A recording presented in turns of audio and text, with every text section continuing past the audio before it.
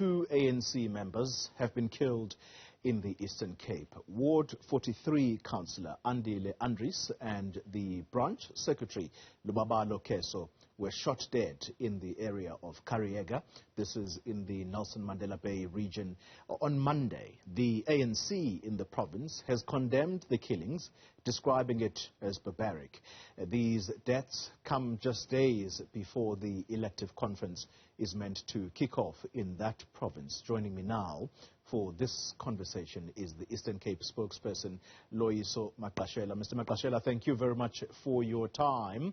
It's a difficult moment to speak to you about when members of your party are shot dead in cold blood. Among them is a branch secretary. Some people may already be making conclusions in their heads that this has to do with possibly political infighting, or that these deaths simply have to do with political killings. Are you able to dispel those rumors? Good morning, Koli. Good morning to the viewers. Let's welcome the opportunity given to us to kind of speak about this sad incident that has occurred in our province.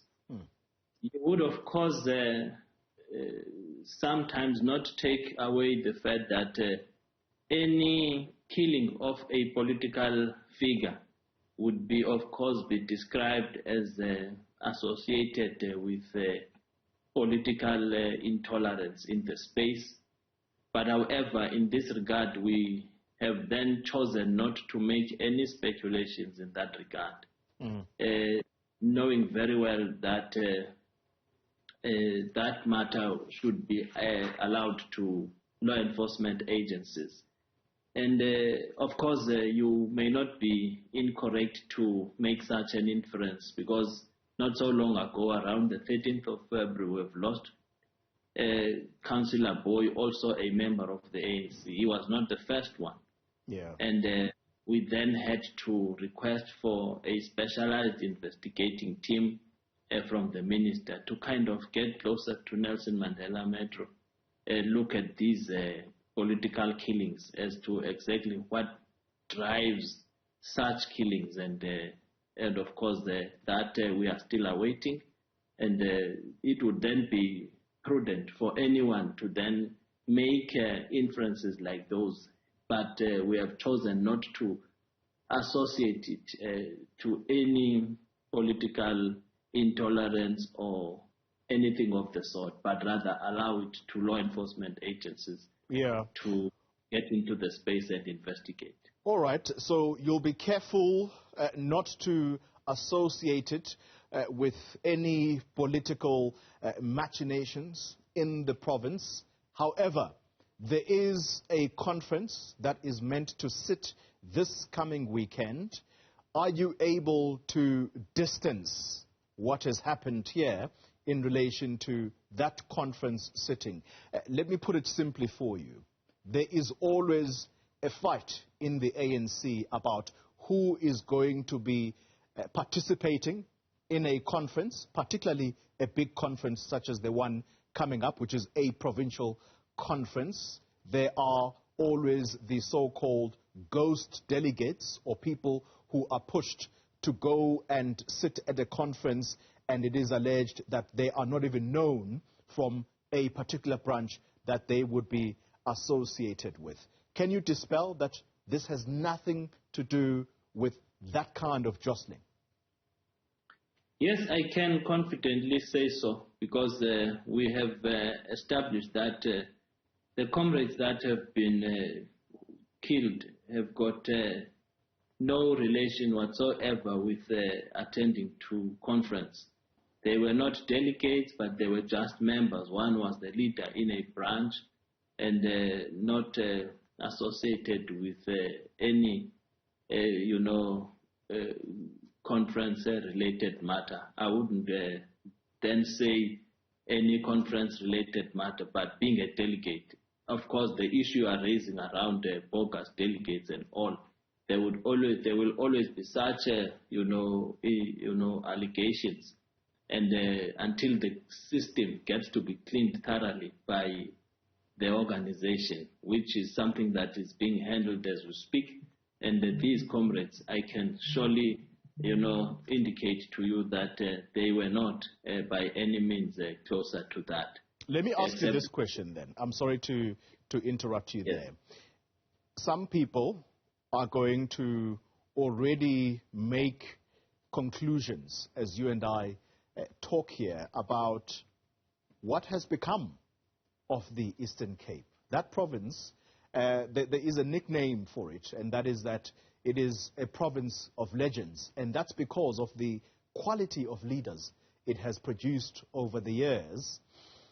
KwaZulu-Natal, on the other hand, is known as South Africa's political killing fields. The Eastern Cape, are you fast becoming that? Our assessment, Koli, would not be far from what you are saying, but we don't want to be conclusive because we have observed these political killings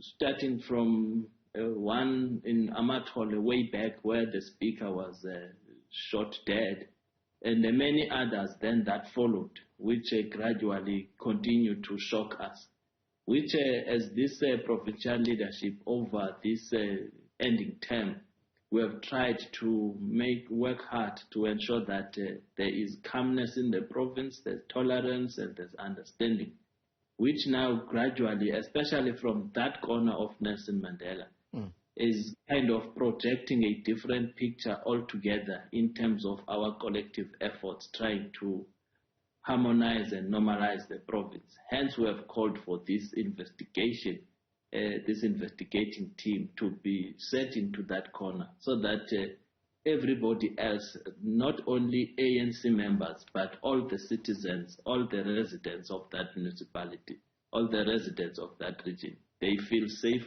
under the government led by the ANC. It's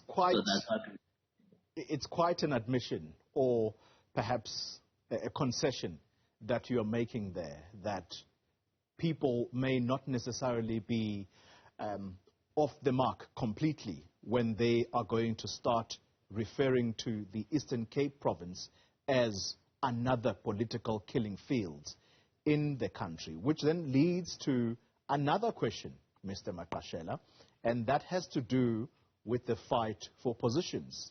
What are we talking about? Let's try and simplify it for the viewers.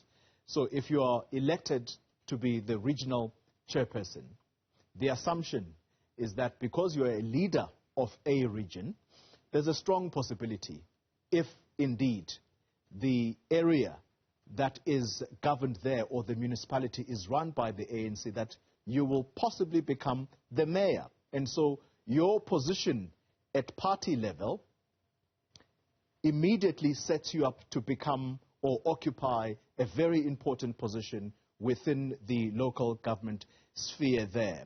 And perhaps let me crystallize it in this way. Someone writes on the very same board that had your face when we were promoting this show to say, you are going to be talking to us.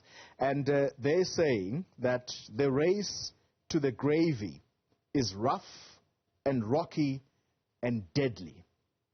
That's what has come to characterize the ANC, is it not? Look, some of the things are not in the policy of the ANC. Some of the things that we say and do are totally against the policy direction of the ANC and what the ANC would love to see.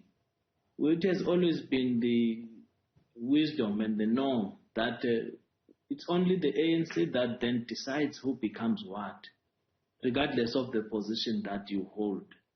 But the manner we so conduct ourselves at times puts the ANC in a very difficult position, to an extent that you would then see people, jostling and trying to position themselves for whatever, position in government. But it also stays or remains with the ANC deployment committee when it comes to those matters as to who is actually fit for the position. For instance, going to the local government elections, when we had to appoint mayors, it hasn't been the matter only handled by a regional deployment committee or provincial deployment committee, but there were interviews set so that anyone who is then fit to hold the position, who has all the expertise and prerequisites to occupy the position, wins that through the interview, as would have been, conducted, especially for mayors, by the National Executive Committee teams that were set up.